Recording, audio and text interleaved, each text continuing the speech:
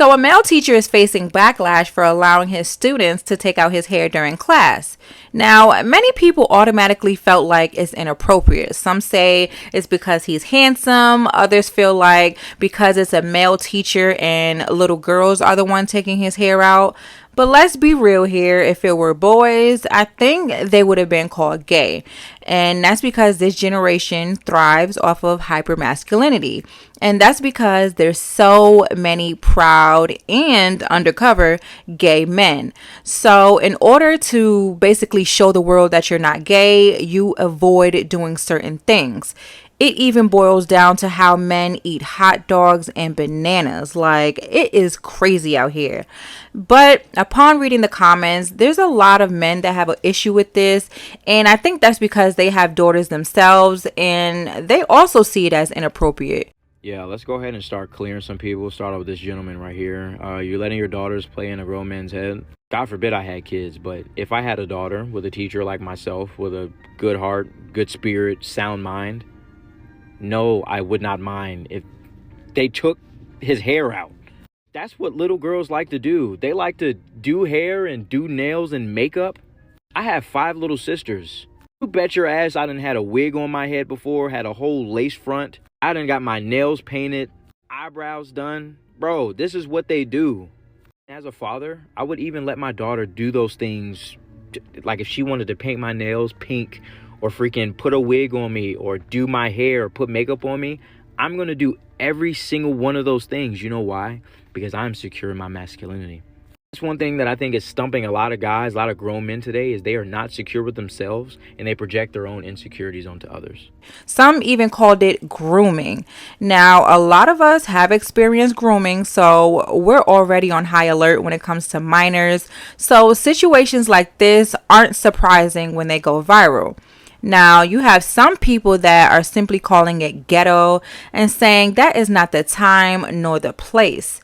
But if you see on your screen, nowadays there's a lot of hair maintenance going on in these classrooms, more than I'm ever used to seeing. Lily over here braiding her hair. My student messed her hair up and didn't want her mom to be mad, so I came to the rescue.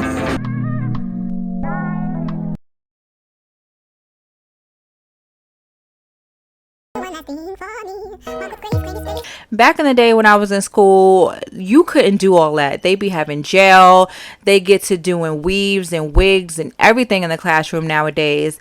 And, I feel like this generation is different. So it's definitely ruffling some feathers. Things that should be innocent are really triggers for us older adults, and that's because we've seen and experienced a lot. But I want y'all to comment below and let me know what you think about this situation, and I'm gonna catch y'all in the next one. Hey, can y'all quiet down back there? How about just take a seat? That'd probably be great. Just go ahead and sit down. There's a chair. Why are you so sassy or slash sassy? Well, I'm sassy because I match energy. So when you're sassy to me, I'm sassy back. No way you're still embarrassing yourself online. I'm gonna make you look foolish for a second time. You bet your ass I let my students paint my nails before. Let's go ahead and stir the pot a little, shall we? Last Friday, 10 minutes before dismissal time, I decided to live stream my students helping me take my hair out. There was quite the discourse in the chat, which had people saying this was inappropriate and other people saying this was completely fine. There was nothing wrong with what I was doing and people were just making it weird. So of course I had to bring this issue to the big stage. I would like to represent myself in this case, Your Honor, if I may. Number one, for a little context, I had a hair appointment immediately after school and I needed my hair taken out beforehand. I would have taken it out the night before, but that Friday we had a camera crew coming in to shoot a promotional video and I was one of the ones being interviewed. So I had to look presentable, so I didn't take my hair out. I didn't have the time to do it all myself because it would have taken me forever. So naturally I asked about 4 or 5 of my over 100 best friends to assist me in taking my hair out and they all agreed. Number two, this was at the end of class. This week we were doing STEM fair presentations. Since it was Friday and all of my students did an excellent job on their STEM fair projects and presentations, I told them if we get one solid presentation in this class, I'll end class a little early and they can have fun and play basketball, darts or be on their phones or whatever. And during that time, my team would help me take my hair out. A couple of these were students from my class, but others were students from other classes. I wrote all of them a pass at the beginning of the class period, requesting their assistance 10 minutes before dismissal.